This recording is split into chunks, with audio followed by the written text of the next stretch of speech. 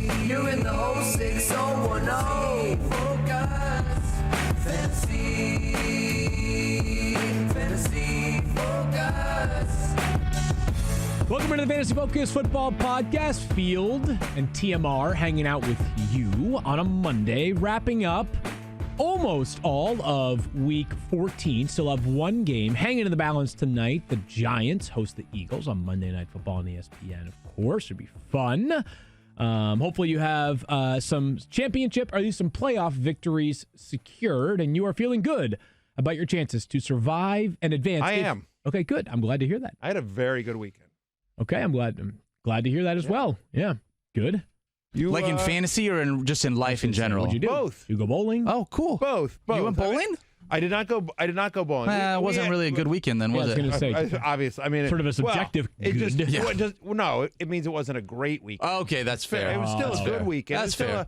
Still a good weekend. We got stockings. We went and got the hung stockings by the chimney with care. So did that with my daughter. We had a tough weekend. With my daughter in terms of the arms, but overall it was a very good weekend, and it was a very good weekend fantasy wise. So I was very pleased with how everything ended up happening there. I'm moving on. Okay, well, if we got that, we got playoffs. Everything that we need. And Matthew you're in a tight one, right? It depends how you define it. I think it's a subjective tight. If I get 21 points from Sterling Shepard, that is no longer tight. But other than having a career day, yeah, we're in business, right? Sterling Shepard, fantasy is a cruel beast. It is. Hopefully we can have some, hopefully Sterling Shepard can channel his inner Jason Sanders tonight. If he does that, then we're great. Otherwise, I might not show up to work tomorrow. It might be a good thing. I will say this because I want to say this. I want to say this on air. I want to say this to our audience before tonight happens, right? Because it's a tough one. I think you and Matthew Harrington, our producer of Fantasy Football Now, the Irish Twins, I think you guys had the best team in our War Room League, our 16-team War Room League. Okay. And that's fantasy, right? Right. But I want to legitimately compliment you and Matt Harrington on what I think was a terrific year. And I hope if you guys win, it'll be great. Listen, you're playing Scott Clark, who's also a good friend of mine, right? Yeah. I'm torn. It's tough. Torn. Come on, you want Scott to win. Well, Scott has more power over me than you do, so listen. He Sure about that? Actually, no, I'm not. Actually, I don't know who I want to win. Actually, I'll tell you why I want Scott to win. Because I'm still alive in the playoffs, and you have the better team. Look how quickly the tables have turned in this story. Actually, you know what? We're 30 seconds in. I realize I do want Scott to win. I don't actually want you and Matt Harrington to be able. No, but I wanted it. Look. What a sincere... But it's a compliment. No, it was so sincere for like 15 seconds. No, it was genuine. Hang on. I'm being serious here for a second. Secret's going to wait for a second. I really want this. Like, this was, in my mind, right. I had an estimation of how Matthew would bring up this specific game in the playoffs. I'm trying to be complimentary. I'm legit trying to be complimentary. You're trying to be complimentary by saying you changed your mind about you wanting Field to win, and now you want someone else to beat him. That's not a compliment. No, that's just his version of. I'm not saying you got to lose weight. You just got to tighten up. Tighten up. Just tone. Just tighten. He's got the best team in the league. Who wants to root for the best team in the league? But I am complimenting him to our audience, saying you guys did an awesome job this year. And I hope you lose in the playoffs. Who wants to face the best team in the league? Rewind. Fantasy news from the National Football League. This is the instant replay. My fingers are crossed. If Sterling Shepard has 21 points tonight, I will be eternally grateful. Yes, let's get to all the stuff that happened yesterday. Unfortunately, a ton of injuries really sort of marred this day from a fantasy perspective. We'll go in order and talk about some of the fallout there. Mike Evans leaves the game after a 60-plus yard touchdown catch. He sort of gimped his way into the end zone. After the game, Bruce Arians said did not look good for the rest of the season. Of course, with just 3 games left, and the Bucs, I believe, mathematically eliminated for the playoffs for the 12th straight year. That is correct. Obviously, a little bit less to play for than some teams that are looking to play into January. So Mike Evans goes out. Chris Godwin continues to have a mammoth season. Jameis Winston obviously just continues to find a way. Jameis we'll get into some of the other tangents of that. But is there a next man up in the Bucs wide receiver group that all of a sudden becomes fantasy relevant?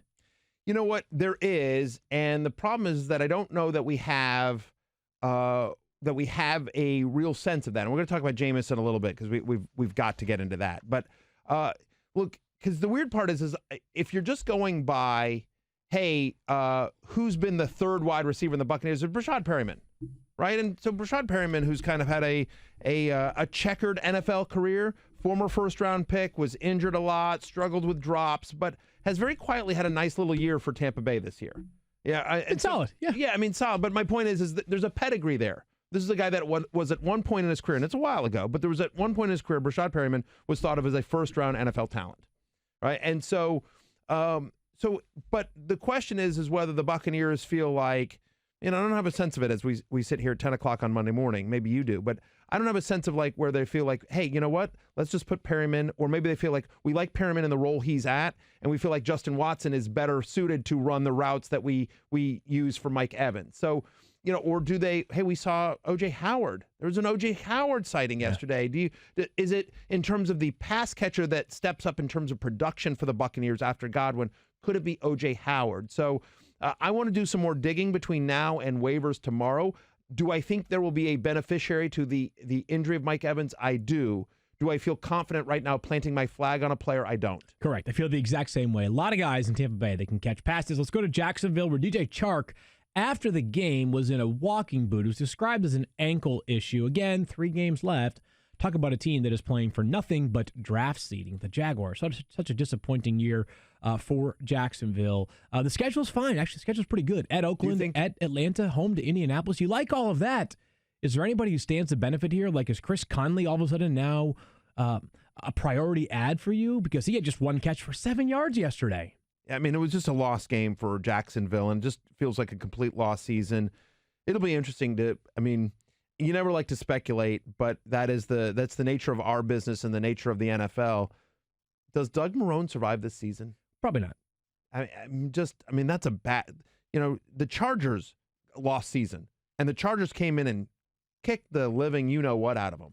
You want to make a donation to the swear jar? No, that's why I said you-know-what. I was going to say, but if you wanted to, you could make a donation. It's for cancer research, Matthew. On air, do you care? If you do it on air, it's a $50 donation. That's accurate, though. I believe the donation is actually my paycheck. Yes. I believe it's the entirety of my paycheck. Mm-hmm. Yes. Mm-hmm. I guess how much do you care, $50. Matthew? Yeah. What? How big is your heart?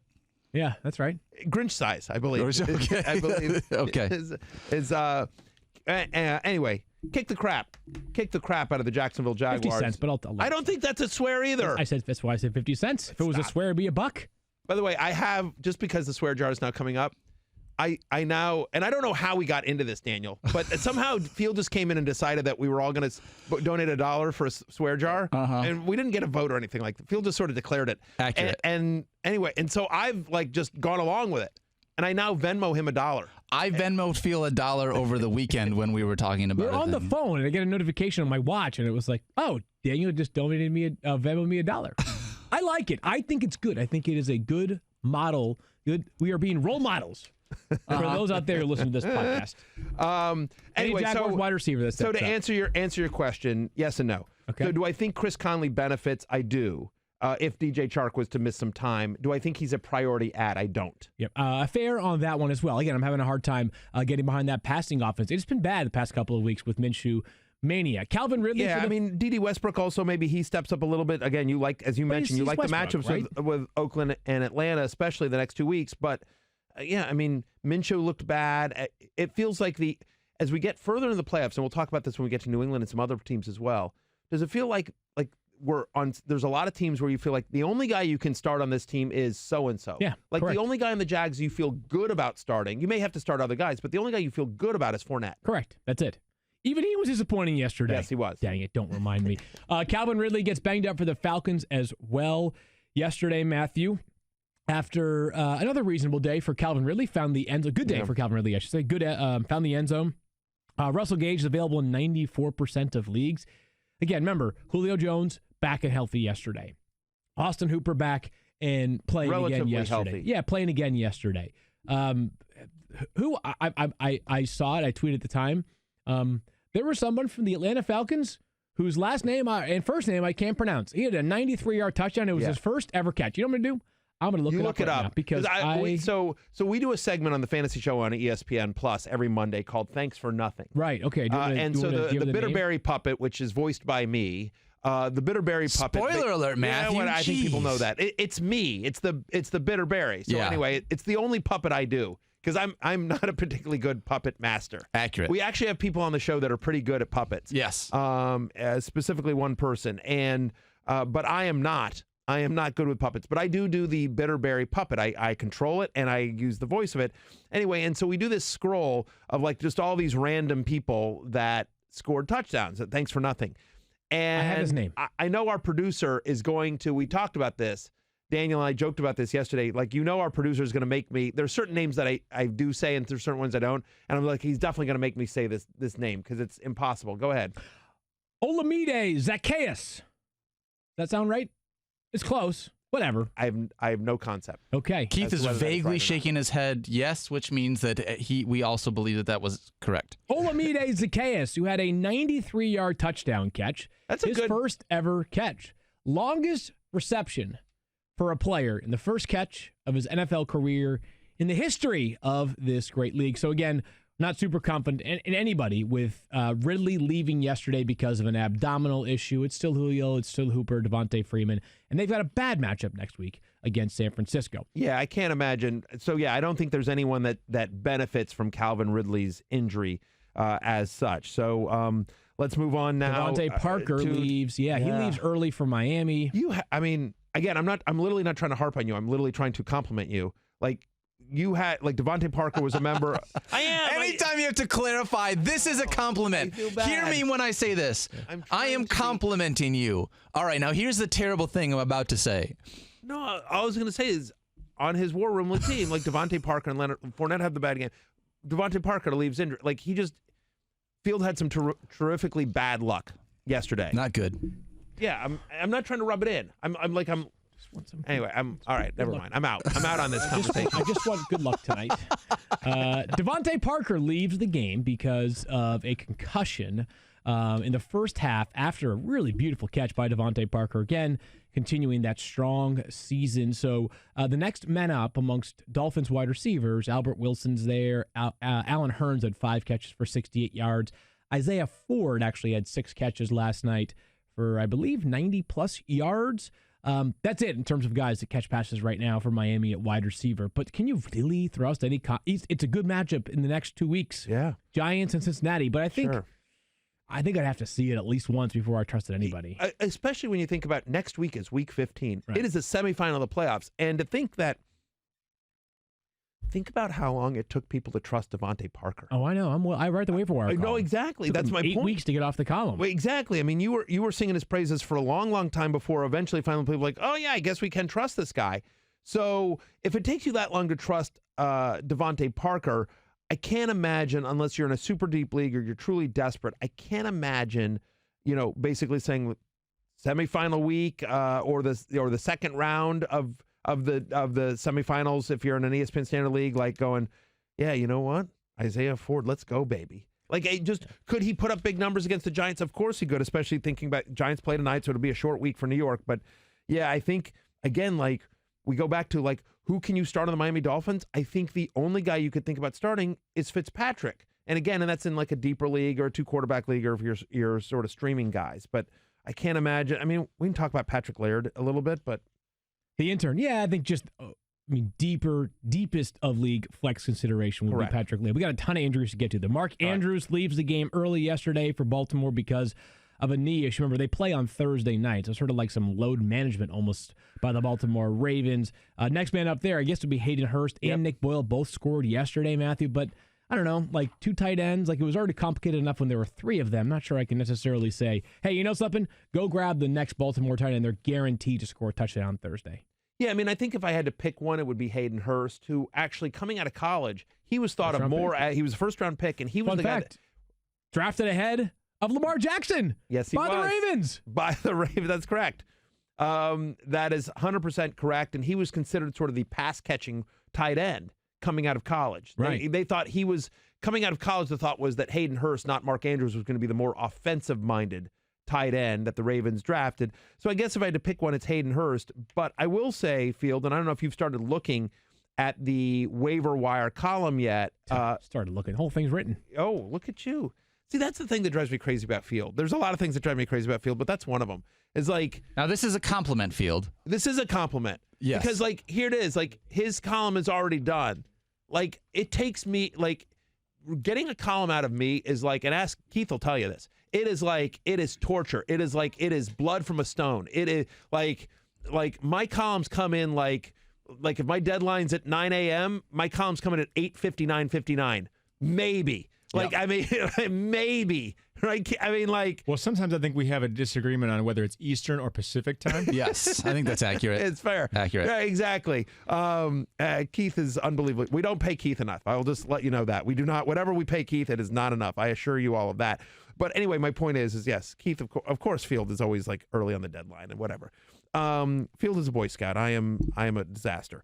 But what I would say here is that specific to Hayden Hurst, is that I think there's actually a pretty deep list of potential tight ends this week for the first time in a long time, right? So, I mean, Ian Thomas, Noah Fant is still available. Noah Fant got carted off the field yesterday. We'll talk about that in a minute. We'll talk about that in a second, but supposedly X-rays were negative, so we'll talk about Noah Fant in a second. But even if Noah Fant is not available, right? You've got Ian Thomas, you've got Tyler Higbee, you've got Dallas Goedert, who's still under 50% rostered. You've got who else am I forgetting here? And Jacob Hollister would be Jacob Hollister. Yeah, I mean, I feel like there's enough guys. I remind myself of some of these names.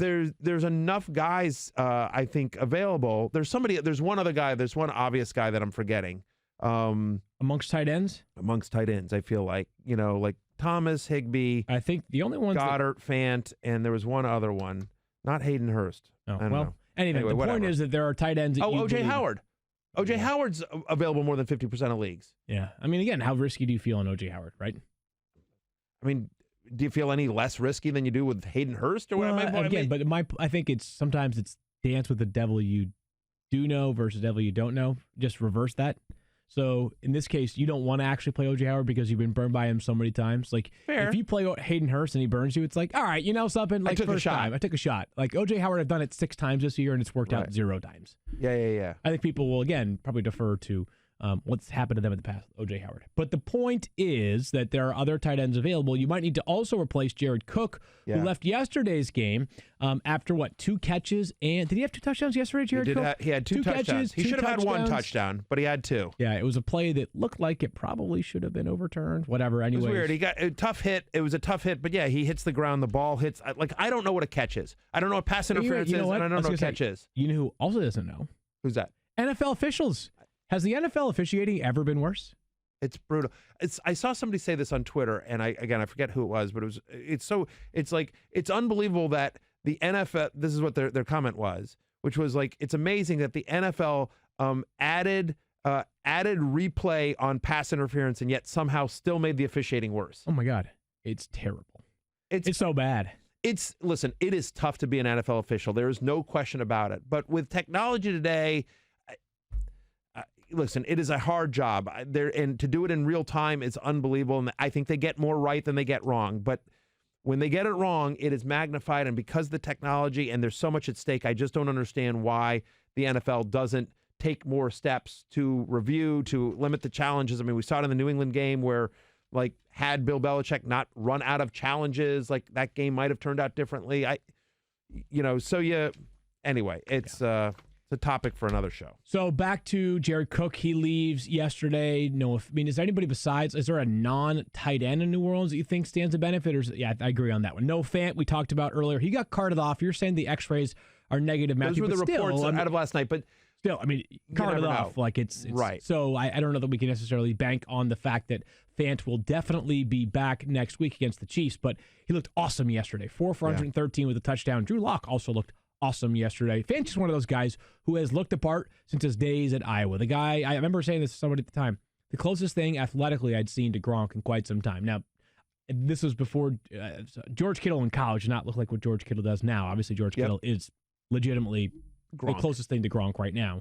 But Noah Fant, in terms of prospects who looked like it in college, looked Gronkian at times. He was awesome yesterday. Very Gronkian, 4 for 113 in the touchdown. He's going to be rightfully so a trendy sleeper next year. For sure. Especially if Drew Lock continues to finish up strong this season. What an embarrassing loss for the Texans, by the way. Who are they? Who are you? They're schizophrenic.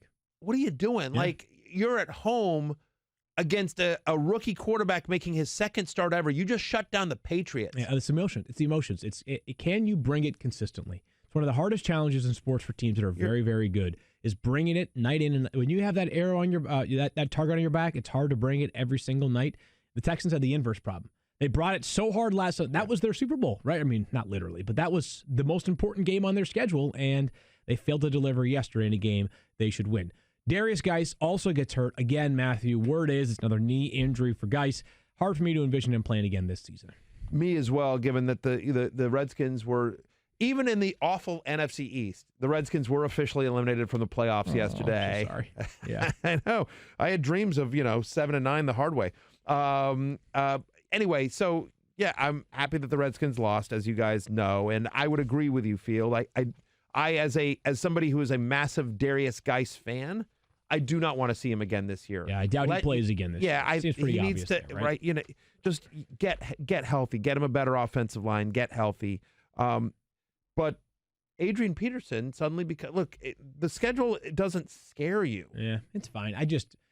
He's fine, whatever. He's not involved in the fine. passing game. I get it. Yeah. But so, right in the waiver call, the idea, for this week is like players that can actually help you, right? Like it's week 15. Right. Like, are you really making a waiver wire move? Like these injuries, yes, but so many of them are tight ends, and so many of them are running backs that were like complementary pieces, but not necessarily like Darius Geis complementary piece.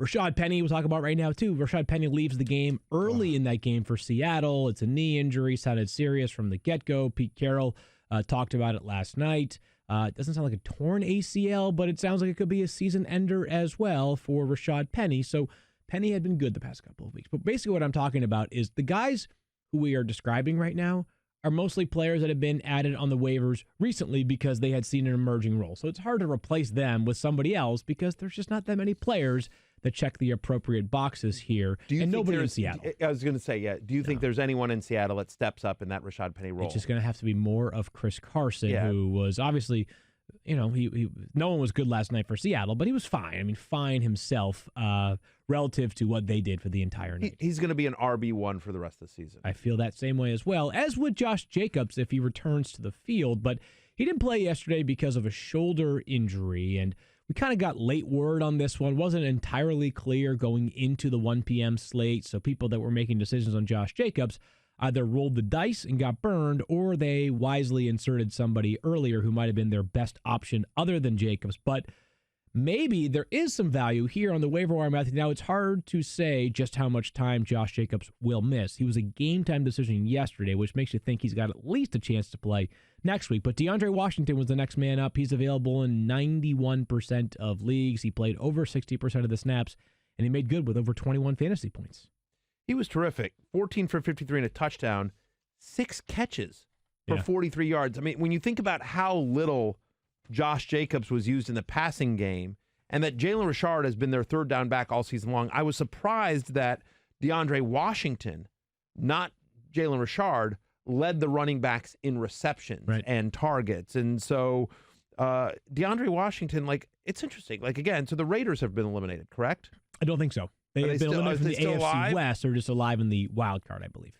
Right, okay. But they still might take a bigger picture view and be like, Josh Jacobs is playing through a broken shoulder. I don't know. There are injuries that can't get worse by playing. It's just a matter of pain tolerance. And reportedly, Josh Jacobs really wanted to play yesterday, which would make sense. He seems like a competitive dude. But he's now, terrific.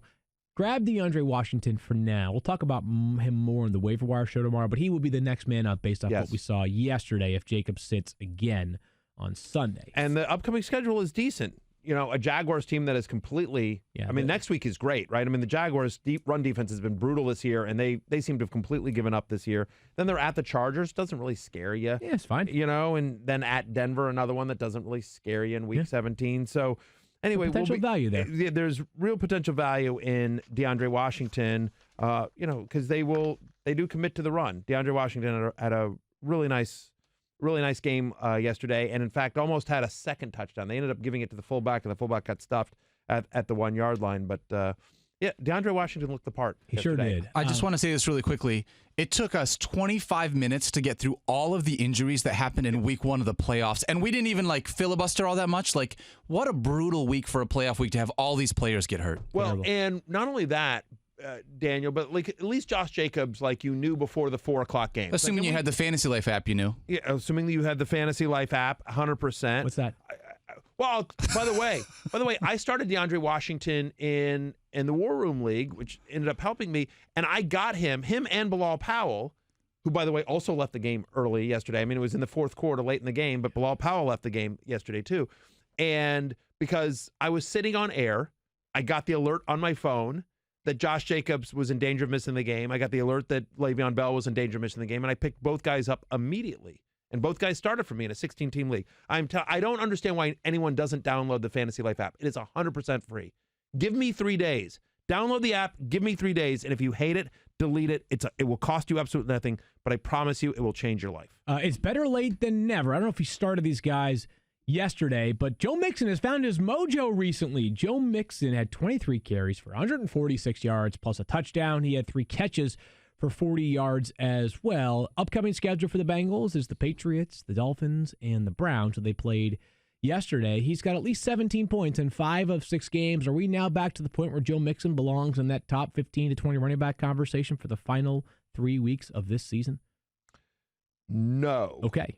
How come? Only because he plays New England next week. Okay, so you're nervous about next week. I'm worried about next week. Who do allow the fewest fantasy points per game to opposing running backs, and did a good job yesterday on the Chiefs' backs as well. So you're scared for this week. I'm scared for this week. He'll make the hate list, I'm sure, for me for this week. But he's been terrific. So listen, the first 7 weeks of the season, this is a guy that averaged under 9 fantasy points per game. He was brutal, right? I mean, and we were sell him for 50 cents on the dollar, whatever you can get, right? But what's been exciting is that his usage has been terrific. So he was coming into this week, he was on the love list, and we talked about him on Fantasy Football Now as well in terms of the usage that we had seen the week before. We talked about the matchup with Cleveland, right? 23 for 146. He scores. He also catches 3 balls for 40 yards. That's what's been exciting. He already has 7 catches in December. He had 3 catches in all of November.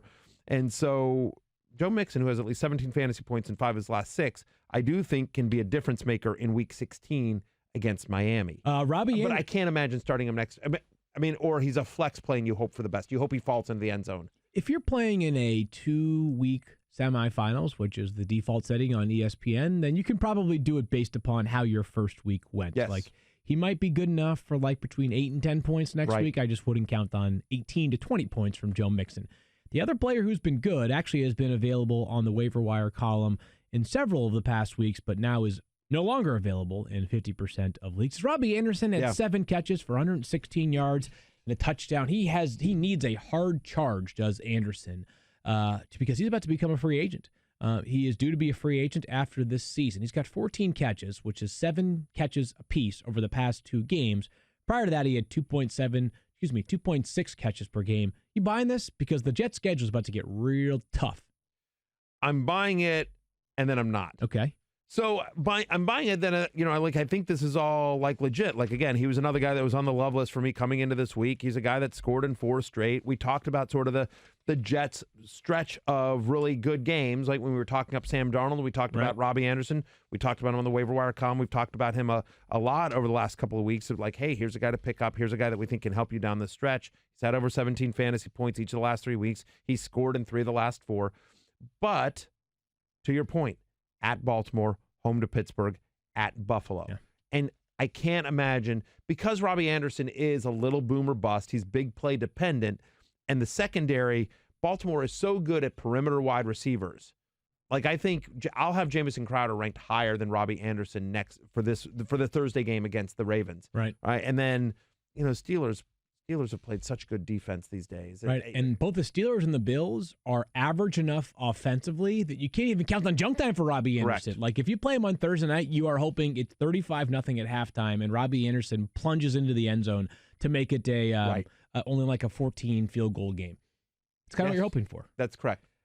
This new branded commercial segment has been brought to you by Old Spice Sweat Defense and their longtime NFL spokesperson, Rookie Montez Sweat, who they have always been a fan of and never once would run any other ads to the contrary. In fact, Old Spice wouldn't ever consider a person named Sweat and Real Sweat as the same thing. That would be just crazy.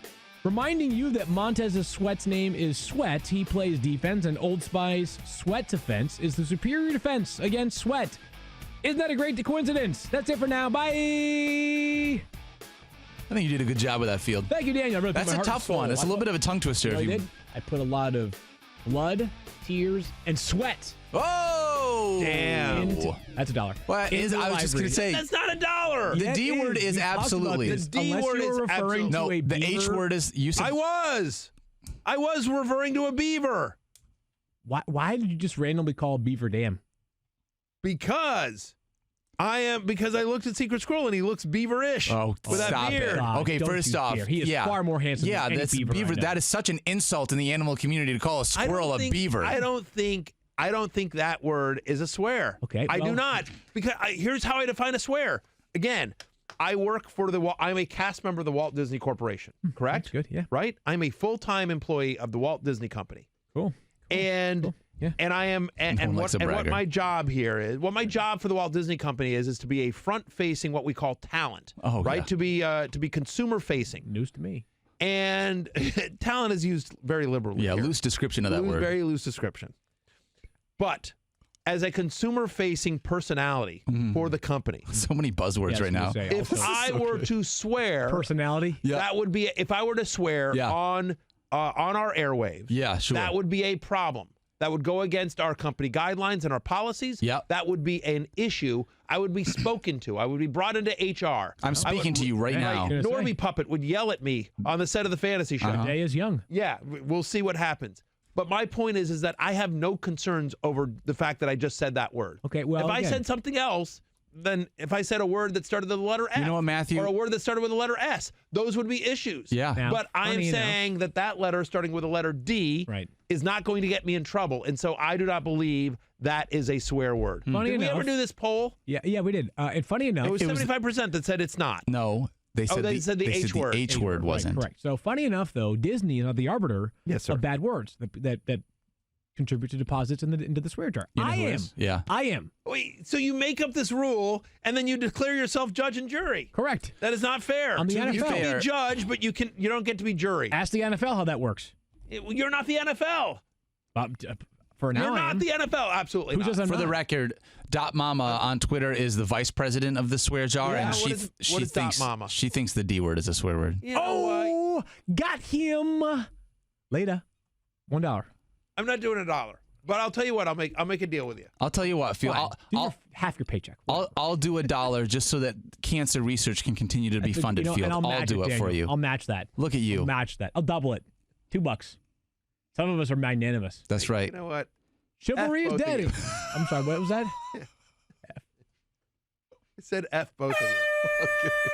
Hey, cool. Let's talk about Aaron Rodgers. Oh, good idea. What do you do with Aaron Rodgers next week against Chicago? Because Aaron Rodgers, now, granted, Aaron Rodgers was facing arguably the best defense in the NFL yesterday. Arguably not the best defense as well in the Redskins, but you could, theoretically, you could argue for them. Okay, not even Matthew's going to argue the Redskins are the best defense in the NFL. But a bad day for Aaron Rodgers. 18 for 28, 195, a touchdown and a fumble lost. He's currently, he's been quarterback 20 or worse in 4 of his past 5 games. Is he even startable against the Bears next week? Yes, I think he is. Again, I haven't done my rankings yet, but my guess is he's top 12-ish for me, is really? somewhere in that range. What's the case for that? Startable. Here's the case. And you're going to think I'm crazy.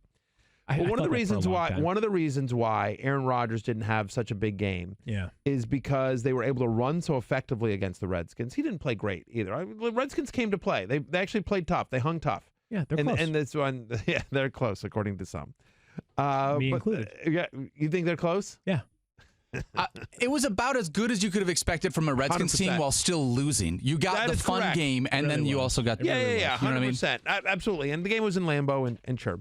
But they ran effectively. Aaron Jones, once again, was awesome. Free Aaron Jones. # free Aaron Jones. But I believe it or not, whereas the Chicago defense is better than the Redskins, I actually think the Chicago offense. Part of the problem is they didn't need to score any points because the Washington offense was so brutal yesterday, right? I mean, like they score a touchdown late because Terry McLaurin makes an unbelievable catch. He's been one of the few bright spots of an otherwise brutal season, but McLaurin's just amazing. But I'm sort of buying the rebirth of Mitchell Trubisky. We talked about it a little bit on Friday of last week, right? He's now had a couple of good games in a row. He looked good. Dak ended up having a good fantasy day on Thursday night, all in junk time. Mm-hmm. But if you're not a believer in the Packers defense, and I'm not really, they're okay. I think they're middle of the pack. Okay. If you think the Bears can move the ball against the Green Bay Packers, which I do, they'll have had 10 days to prepare for this game. Okay. Then I think Aaron Rodgers is going to have to throw. Okay. So am I excited about him? Is he going to make the love list? No. But is he startable was the question to me. Yep. And yes, I think he is startable. I think he's going to be in that 10 to 15 range. So depending on your other options, depending on the size of your league, do I think he's startable? I think he's going to be a high-end QB2, low-end QB1, high-end QB2 for me next week. I'm just, without having looked at anything, my guess is he's going to be in the 12-ish range. If you roster Aaron Rodgers, are you picking up Mitch Trubisky to start him over Aaron Rodgers?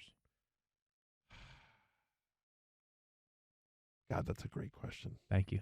Put $1 in the jar for that. How desperate are you for $1? I'm gonna, you know what? I'm gonna Venmo you $1 right now, right freaking now, just because you're a little bit sad right and there. Pathetic.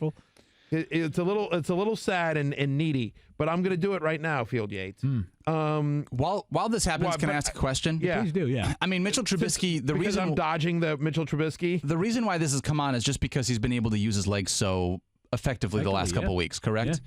Because even from a pass catcher standpoint or a pass thrower standpoint, he's still a very average quarterback, but he's been running the ball more and he's been more efficient.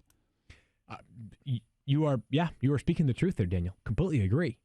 Yeah, Aaron Rodgers. It's been tough sledding for Aaron Rodgers. So let's get through a couple other options. Carson Wentz plays tonight, Matthew. So the question is, I haven't really crunched my numbers. Probably not. Okay. Probably not. But I'm not ruling it out. I mean, I'm fence sitting here and I'm completely owning this. Like I haven't. Let's file this one away for a potential board bet later on in the week, just for fun. Where's your take on it? By the way, what should I put down for Venmo? Why am I paying this for you? What's the emoji for guilt? Freaking awesome. Can you what is the emoji for guilt? I think there's one that has a zipper across your mouth. Yeah. I think that one would be the idea. Okay. Is there a beaver emoji in there or no? Oh, let me look. Yeah. That's good. All right. So Carson Wentz would be another name to consider to play over Aaron Rodgers. Carson Wentz has 5 top 10 finishes this season. Aaron Rodgers has just 4. Carson Wentz enters with 3 straight games of 40-plus passing attempts, and I just got $1 from Matthew. I now have $3 in my Venmo account. Oh, all contributed by Matthew Berry. Interesting. I'm going to profit off of you. I think you already have. Rest of the season, you ready? Yeah, what do you got? Aaron Rodgers or Carson Wentz? Carson Wentz. Okay. I think I feel the same way. I mean, the matchups are just better. Yeah, well, I may change my name after Washington, tonight. Dallas, Giants. With the Giants tonight. Right, feel exactly. the same way. All right, 2 more here then. Yeah. Because there's a little bit more. I don't need just a name, just a little bit of insight too. Jameis Winston, who is the funnest player of all time, who is crazy. So I'll just have a quick story here because I told this to you yesterday, and I have been squatting on a stat for like weeks and weeks, maybe months now. For those who don't know, Kyle is usually the very first person here in the studio in the morning, and then I follow up after him. Right. At one point when Jameis Winston was having a moment, I was like, you know what? There's got to be some historical context between Jameis Winston and his interceptions. This was 2 months ago. So I went and looked it up, and Jameis Winston at the time, I believe, was 13 interceptions shy of Aaron Rodgers for their entire career. Right. Mind you, Jameis Winston was drafted 10 years after Aaron Rodgers. Now, I know that Aaron Rodgers did not play for the first couple years of his career. But still. But I sat on it, and I told Kyle, I said, this is going to be the most beautiful tweet of all time. I'm going to wait until Jameis Winston ties Aaron Rodgers. And all I'm going to do is I'm going to say career interceptions. Jameis Winston, 85. Aaron Rodgers, 85. So here we are sitting in the war room yesterday.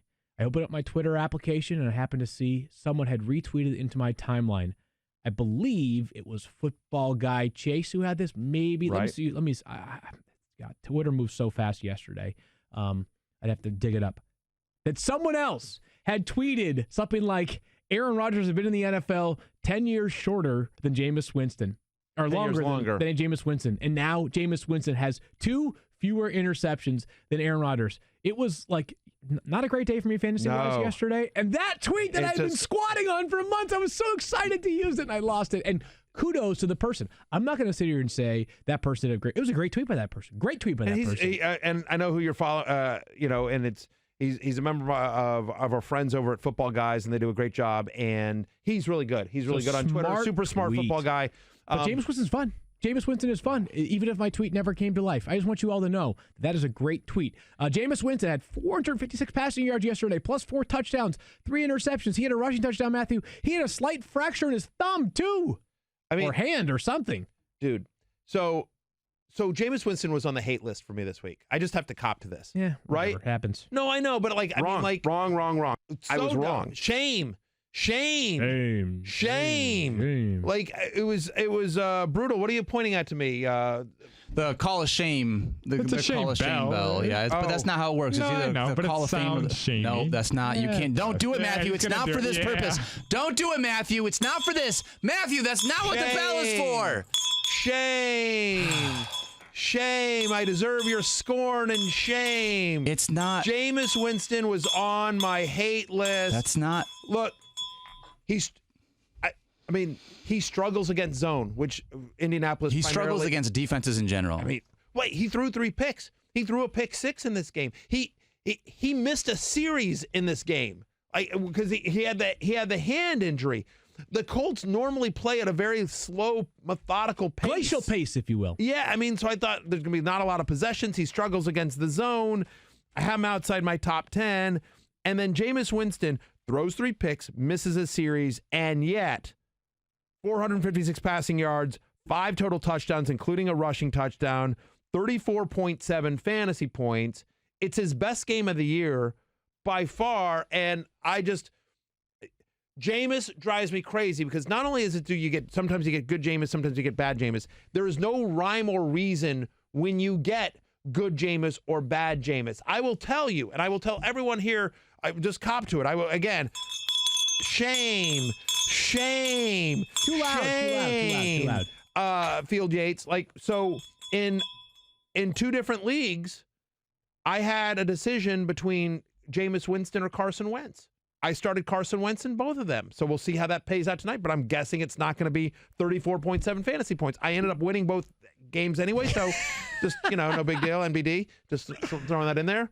It was a compliment, Field. He won both of his games, just so you know. It's a compliment for you. Okay, nice job. But listen, I had a friend that texted me saying Jameis Winston or Kirk Cousins.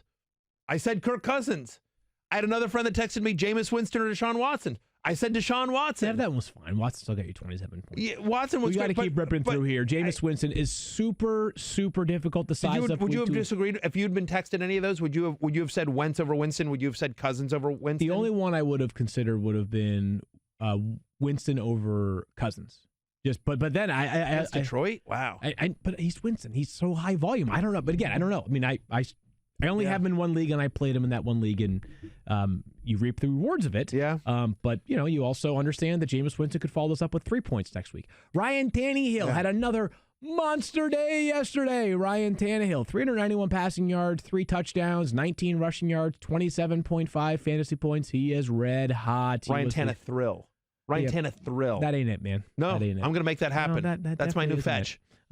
Definitely isn't it. But my point is that Ryan Tannehill has been on fire, Matthew. It doesn't even matter about the matchup anymore. Houston twice and New Orleans at home. Who knows how far this Titans team is going to go. But if they do go far, it will be in large part because of Ryan Tannehill, who has been awesome. He should be added. I keep writing about him on the waiver column. Get off the waiver column, people. You've been writing about him forever. Since week 7, Field.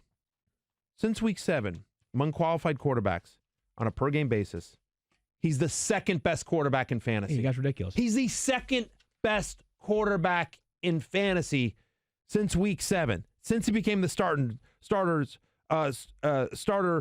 for the Tennessee Titans. He gets the Houston Texans this week. 7 different times the Texans have allowed over 23 fantasy points to opposing quarterbacks.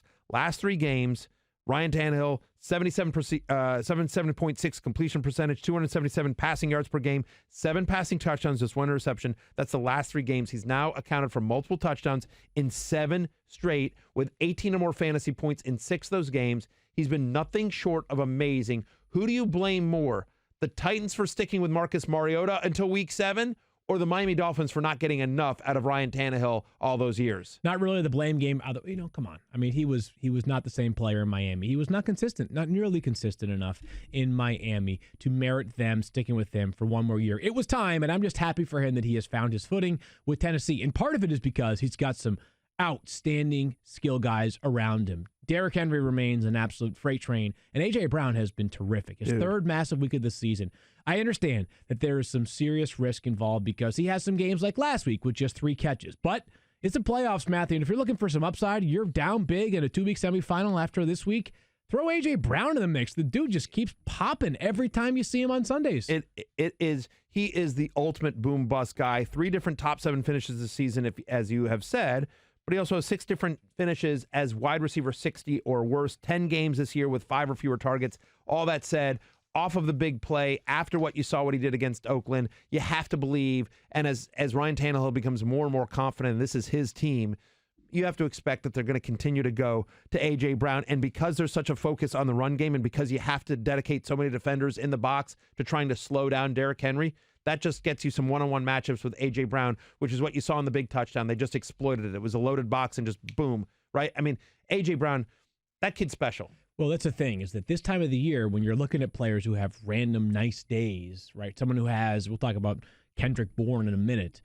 Like A.J. Brown should be having great days because he was a really well-regarded prospect, which is why he makes the waiver wire column as a priority ad as opposed to some of the other guys that had nice days, but you're not super confident in them. So let's move along to the big portion of the 49ers. But first, I was just going to ask you, is Ryan Tannehill comeback player of the year? I got 3 nominees. He would be up there for sure. Here are my other 2 nominees. You tell me if I'm forgetting everyone. Okay. My 3 nominees would be Ryan Tannehill. Yep. Jimmy Garoppolo. Okay. Dalvin Cook. I can't think of anybody else off the top of my head, but those all sound good to me. Yeah. Anyone else that's comeback player of the year? Yeah, I mean, you know. I'm sure there's somebody that could be discussed, but those are all. Would Hunter Henry be a part of that conversation? Oh, yeah, you know what? Hunter Henry, but he hasn't been the impact that those 3 have. That's accurate. Go look at those. But he has come back nice. He has been nice. He'd be a nominee. Yeah, but probably won't win. Yeah. If you needed like 5 nominees, like you just throw him sort of in there. Yeah. Right? But like, I think there's Dalvin Cook might get my vote, and Garoppolo's been terrific, although it's been more than. But boy, oh boy, you could make a strong case that it's Ryan Tannehill. You sure could. Let's talk about the 49ers in a second, Matthew. But first, do a little live read from you right here in my hand. All there for you. That one, not the other one? Okay. Field, you love the holidays. I know that. I love the holidays. I go to @Field Yates on the gram, and I see pictures of you and Chapin. Oh, yeah. You guys are doing the holidays part. You're doing the holiday parties. You're doing everything. So I know you love the holidays. I know Secret Squirrel, he loves the holidays. I just recently got invited. I don't know if you got your Evite yet, but I got invited to the beard decorating ceremony that Daniel's going to have for the holidays. So that's going to be a lot of fun. Mine got lost in the menu. Yeah. Anyway, I've just been out shopping for, little ornaments. Anyway, burglars also love the holidays. They know you're going out to shop for last-minute gifts, off to visit family, going on long vacation. So you have to ask yourself, what does real protection mean to you? Well, with ADT, you can get all the latest innovation in smart home security combined with 24/7 monitoring from the most trusted name in home security. Customize your system to fit your door. Everything from video doorbells, indoor and outdoor cameras, smart locks and lights, all controlled from the ADT app or the sound of your voice. Help protect your home this holiday season. Get the nation's #1 smart home security provider. Get ADT. Go to ADT.com today. I just got to tell you. One thing about I checked my Venmo and I got it from Matthew and I opened up the email.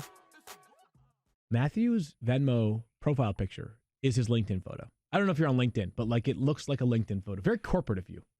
Yeah, I mean, I wasn't sure. Right now, my Venmo is private. Oh, okay. And so I wasn't sure whether to. Right now, I honestly use my Venmo for 2 things. That's not true. I use my Venmo for 3 things. Okay, there's only 3 things in this world that I use it for. Yep. Sending dollars to Field for the stupid swear jar. Yep. Accurate. Yep. sending money to my kids in college. Yep. Kyle's called both of these so far. He's Right. had. I got that third one. And then Paying dues in fantasy leagues? What? Paying dues in fantasy leagues? And back and forth. So like us and the staff of the fantasy show, Right. we all participate in a DFS weekly contest every week, and so we we trade money that You got a way. guy. So it's, You're the guy. We all anyway, and so collecting winnings. I won my fourth one last. All right, we got to yesterday. keep things rolling So here. there you There was go. a ton of fun in that San Francisco New collecting Orleans winnings. game. The Fantasy 49ers are so impressive. Let's rip through a few 49ers topics, beginning with, is Raheem Mostert now a viable flex play? Because the eye test tells me he's the best runner on the team. I said it on Fantasy Football Now. We had this discussion, you and Stefania, about which was the best 49ers running back to play. And I was Team Mostert yesterday morning, so obviously I haven't changed after this. I agree with you. From the eye test. Now, there's always a concern that Kyle Shanahan, I don't think Kyle Shanahan goes into a game knowing who it's going to be. I mean, I think he rides the hot hand. But recently it's been Raheem Mostert. Tevin Coleman is welcome to Dumpsville if you haven't dropped him already. Right, Don't you think in a redraft league? Sure. In a redraft league, he is absolutely welcome to Dumpsville. But he's now scored in 3 straight games, Mostert. He's averaging 6 yards per carry this season. And in his career, when he gets 10 or more carries, he's averaging 7 yards per carry. So the concern here is only the volume. There's only been 3 times this entire year that a 49ers running back has received more than 17 touches. Like even in the game that he had, in a crazy high-scoring game with a ton of possessions going back and forth, Raheem Mostert only had 12 touches. Yeah. He had 10 for 69 and a touchdown, 2 for 40 yards and a touchdown. That was the one big play there. But I will say that, when you read the love list in week 15, don't be surprised if you see Raheem Mostert like on others receiving votes or whatever. No, I agree. I agree with you, especially against Atlanta. He's playing a ton more snaps. He's their most explosive runner. He is their most powerful runner. He might be their fastest runner as well. I know Breida probably is the fastest one, but Mostert certainly plays fast. That's why he's a huge part of their special teams, or has been in the past. Love him as a flex option going forward. Emmanuel Sanders, we didn't have ranked inside our top 30 this week, and yet yesterday he went off, not just for 7 catches for 157 yards and a touchdown. He threw one. He threw a 35-yard touchdown pass to Raheem Mostert. Listen, he has been really, really quiet over his past 4 games. 10 catches, 113 yards, 0 touchdowns over his past 4 games preceding this one. Is yesterday a bounce-back thing? This is who he is going forward? Or is it possible that it goes 1 good game, 4 bad games, 1 good game, and then 3 sort of average games going forward? Yeah, I mean, look, Emmanuel Sanders is somebody like you and I talked about him in Flex Appeal on Fantasy Football Now. And I was sort of like, yeah, listen, he's a talented player and maybe, but there wasn't a lot. I mean, this game came out of nowhere. There was obviously the pass, right? The 35-yard pass, one big play here. And this game was also insane. Yeah, it was. It was amazing. Best game of the year. Oh, it's an unbelievable game, but also, shocking. I'll just cop to it. Can you hand me the Shane Bell? I need to own this. No, that's not what it's for. That's not how this works. All right. Anyway, whatever. Drew Brees was on my hate list. I'm just going to cop to it and own it. Mea culpa. Who thought that 75-year-old Drew Brees would have his second best fantasy game of all time against the 49ers? You're no spring chicken. You can't go out calling people out 75 years old here. He's older than me in the NFL than I am in entertainment. Wow. Anyways, it was a great day for Drew Brees. He's better at his job than I am. That's also true. Let's keep things moving there. Because, anyway, Emmanuel Sanders was great, Matthew. I still, listen, I don't think he's a must-start wide receiver every single week going forward. We saw that. It was a great day, but it was also an atypical day for the 49ers. They don't need to score 45 or 48 points every single game. And against Atlanta this upcoming week, sure, I'll have Sanders probably 25 or so amongst wide receivers. That's right. I'll compensate a little bit, but not super overcompensate. Yes, I certainly feel a lot better about Emmanuel Sanders going forward than I do Kendrick Bourne. Right, and that's a question. People are asking, is it even worth adding Kendrick Bourne? I say no. I mean, listen, 5 catches for a touchdown over his past 6 games. He had 3 for 18 and 2 touchdowns yesterday. I'm glad he's getting red zone work, Matthew, but you have, if he was a tight end, I'd say sure. He's a wide receiver. There are so many wide receivers that have better volume on catches, which are far more predictable than touchdowns week to week. We 100% agree there, Field Yates. So, yes, Emmanuel Sanders, I think, a wide receiver 3 going forward. This is sort of a little bit of not a very specific to one player. Just a general question. Like, how much of a downgrade do you apply to players when they're facing off against San Francisco? Like, more of a tiebreaker now? Because there was a time where you'd be like, whoa, don't play him at all. Now, they did a good job against the Ravens. It was a sloppy game. It was so much, just wet. Last night, though, or yesterday, didn't seem to slow down anybody on the Saints offense.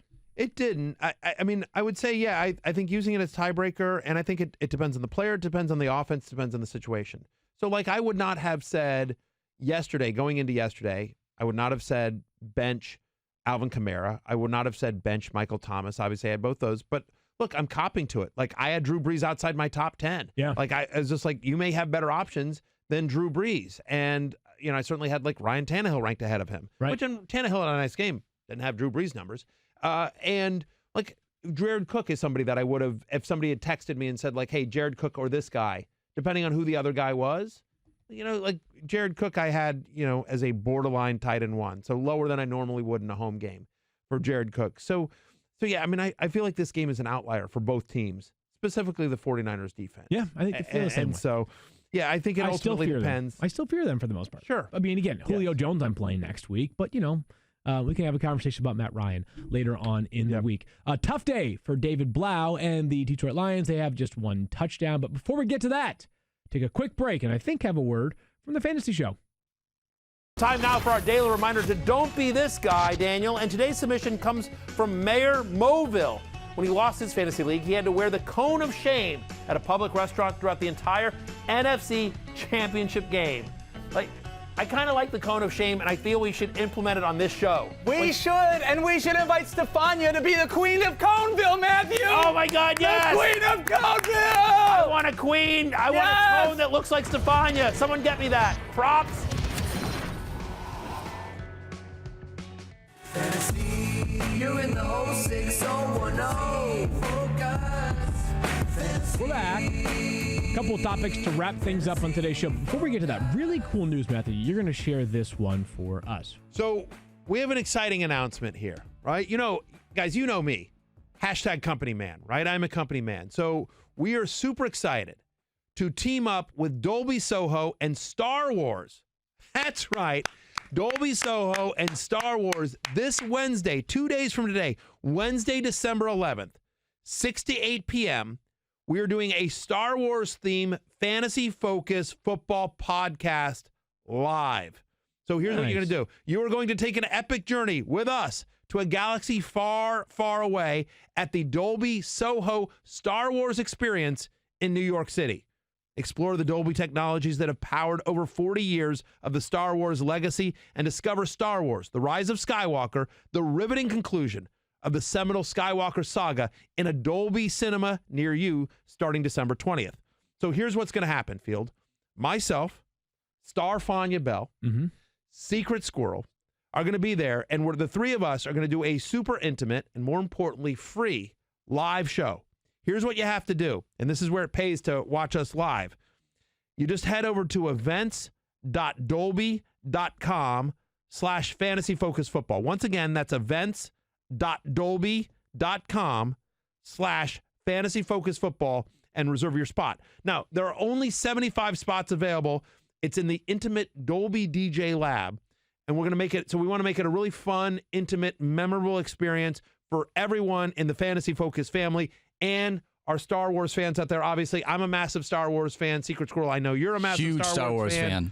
Stefania is as well. Unfortunately, you and Mike Clayfield, you had other commitments. This came about a little bit late, but it is going to be me, Secret Squirrel, Stefania Bell. Thirsty Kyle actually wrote a book report over Star Wars a few years ago, and so maybe we'll make him get up and see what he's learned. Anyway, so I think we'll have a fun event there. Thirsty Kyle will be there. Not Cool Keith will be there.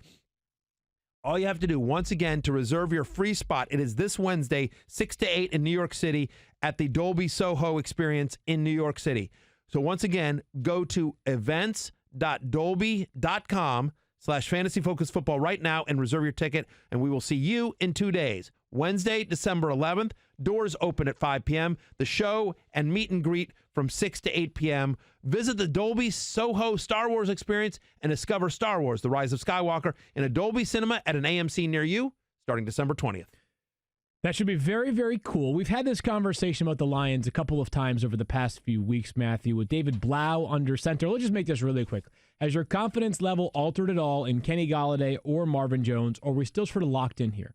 Golladay is a top 20 wide receiver because he's a big play waiting to happen. Marvin Jones is a flex play because the quarterback play is not great, but he's a pretty talented guy. Simple. And they play Tampa Bay next week. Yeah. So that's about where they are. You're starting both guys against Tampa Bay. Yeah, that's a pretty good formula for fantasy football as you start him. Jones had just 3 catches for 38 yards yesterday, but by the way, under our long list of, last week was the carnage of week 14. Stefania's not here because I don't think Stefania slept. Beau Scarborough, I believe, also left this game with injury. Is that incorrect? I am not. I thought he did. I don't know if he did or not. All I know is that, again, he gets 19 carries. He is like the king of getting a ton of touches and not getting into the end zone. Yeah, 19 for 65 for Scarborough. If he did leave, that's news to me. I'm not saying it's not correct. I could be wrong on that, but for some reason I thought he left the game He left late. in the fourth quarter, rib injury. Thank you. Okay, there you go. That's what a muddy backfield situation only becomes that much more complicated. Nice job, Thirsty Kyle. Alvin Kamara did not have a great game yesterday, just 6.3 fantasy points. So this is less about Kamara, though. He's still Kamara. He could have a monster game next week. No one will be surprised. What a crazy... When you think about that, when you think about how many points the New Orleans Saints put up, if I told you the New Orleans Saints were going to absolutely just, put up a massive amount of points, whatever, what was it, 43, 45, what was it, whatever they put up. Yeah. Right? And Alvin Kamara does nothing? I know. Pretty crazy. Football is a weird thing, Matthew. It's a weird game. And yesterday, Alvin Kamara was largely contained.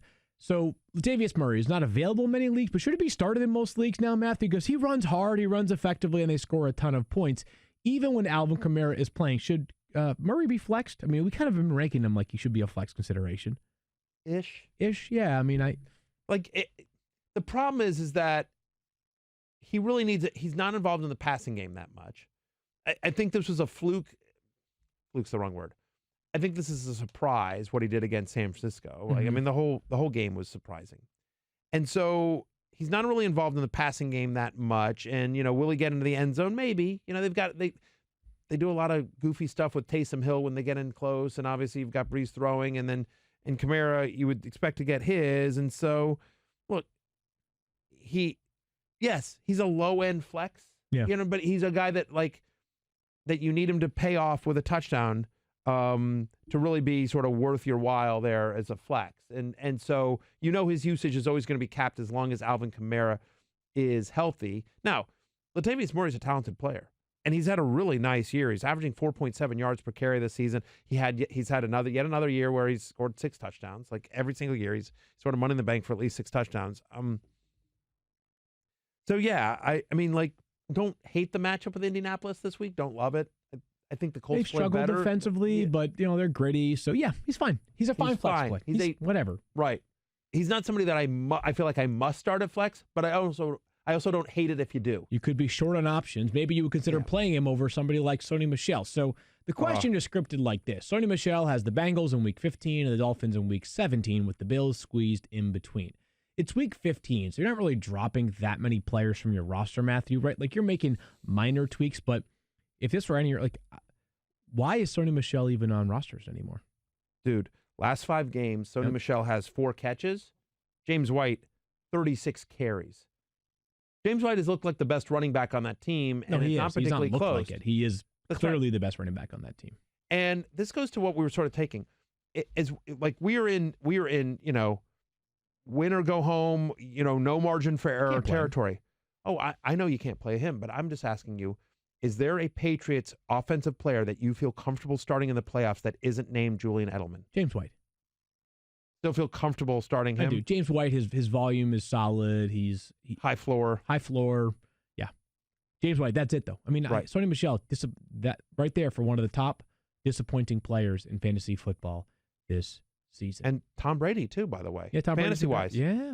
Listen, everything changed for the Patriots early on this season with a reshaped wide receiver core. They, again, could not get much going yesterday. They're a solid team, but offensively, they are a work in progress, and I'm not sure it's going to progress enough for them to reach where they would like to go in the playoffs later on in January. All right, Daniel, quick word from you before we wrap it up with one more tight end who just keeps on producing. Fields, you know that fantasy football feeling? Which one? That one where your co-host says, I'm going to give you a compliment, but then undercuts you with a comment that's not really a compliment at all? You know what, Wait, Daniel? what? I'm familiar with that one. That yes. one you know? Yep.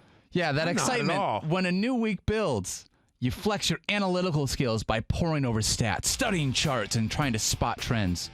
Well, what if I told you, Field, that you could use those skills to invest and feel that same sense of anticipation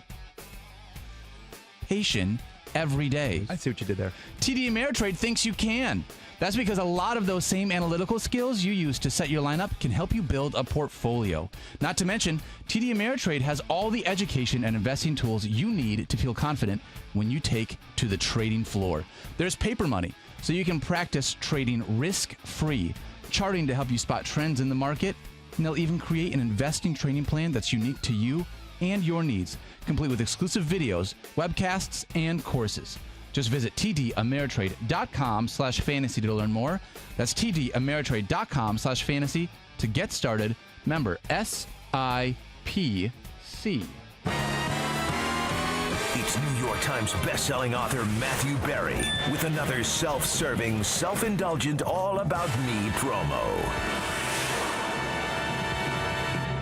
All the people that won this weekend, do you know what they have in common, Field Yates? They use the Fantasy Life app? That's one of the things. But they also purchase swag from the fantasylife.com store. Nice. That's right. Listen, you can't prove that I'm wrong. Every single person that bought swag at the fantasylife.com store won this weekend. I'm positive of it. Look, the fact of the matter is whether it's getting a gift for that loved one in your life, whether it is celebrating the fact that you're in the playoffs, whether it is drowning your sorrows. FantasyLife.com, we've got all the swag that you need. We've got new designs. If you're a fan of Field Yates, we've got the Yater's Gonna Yate shirt. If you're a fan of Secret Squirrel, we've got Secret Squirrel shirts, mugs, coffee. We have shirts, mugs, hats, T-shirts, hoodies for everyone. If you're a fan of Stephania Bell, we've got Stephania Bell stuff in there. We've got Secret Squirrel stuff. We've got Yater's Gonna Yate stuff. We've got spicy tomato stuff. All sorts of fun stuff from the 06010. We've got phrases from me as well. Lots of new designs. Check it out. And if you use the promo code PLAYOFFS15. PLAYOFFS15 gets you 15% off tumblers, hoodies, hats. We have women's designs as well, apparel.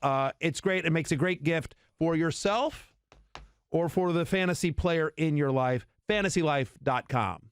There are just 2 tight ends this season that have had 100 receiving yards in back-to-back games. Mark Andrews all the way back in week 1, and Tyler Higbee over the past 2 weeks. Now, Gerald Evert remains out for the Rams. They recently promoted the tight end from the practice squad, which made me think they're planning for maybe even more time without Gerald Evert. Until he returns, is Tyler Higbee a top 12 tight end? 11 targets and 24 routes yesterday, and it feels like, just from the eye test, He's good. What? Oh, no. He's definitely good. Yeah. But I was just going to say, just from watching the Rams games, and I haven't dug into all the numbers yet from last night, but from the eye test, it feels like they are doing a lot more 2 tight end sets. Yep. Less 3 wide receiver sets. Yes, going more 12, less 11, and so Find out for sure. To sort of help their running game.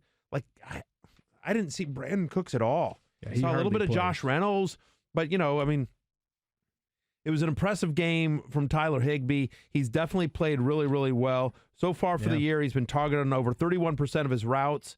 That ranks 3rd among the 37 tight ends that have at least 30 or more targets this season. Only Mark Andrews and George Kittle have been targeted on a higher percentage of their routes than Tyler Higbee.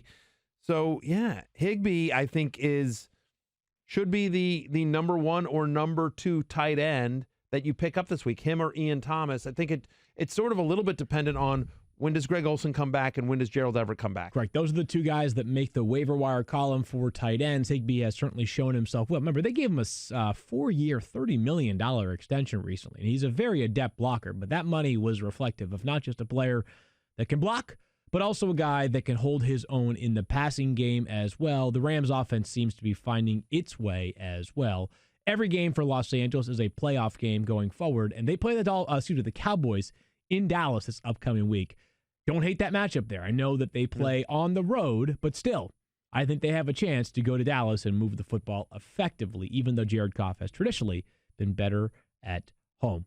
We've got a waiver wire show coming up tomorrow. We'll recap Monday Night Football. I'll probably be crying, but hopefully not. We shall see. Actually, tears one way or the other, joy or sadness. Yeah, there you go. Good luck to you. Sterling Shepard, 21 points. When I put out my tweet later today, and I say, what do you need? Hashtag Monday Night Miracle. You going to just put it out there? 21 points for Sterling Shepard? Not a bad idea. There you go. Put it out into the universe. See if it comes back to you as well. I need at least 15. I need Saquon Barkley to score less than 15 points or more than 40. Either one of those sides, I'm good. Okay. It's just one or the other. Less than 15, more than 40. We can do it. Thirsty Kyle points out that 144 different wide receivers have gotten at least 21 fantasy points in a game this season. So, to quote one of the great movie quotes of all time, Jim Carrey and Dumb and Dumber.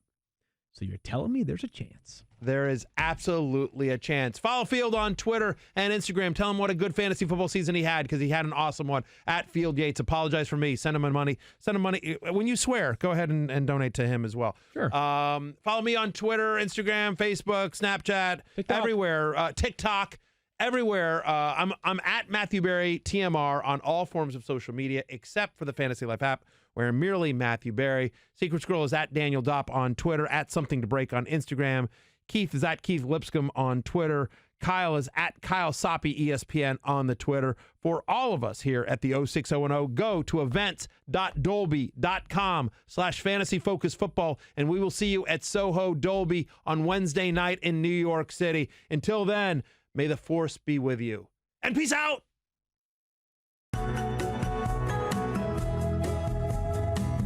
He's a fantasy guru in a boat on an island, going full Hainsworth without even trying.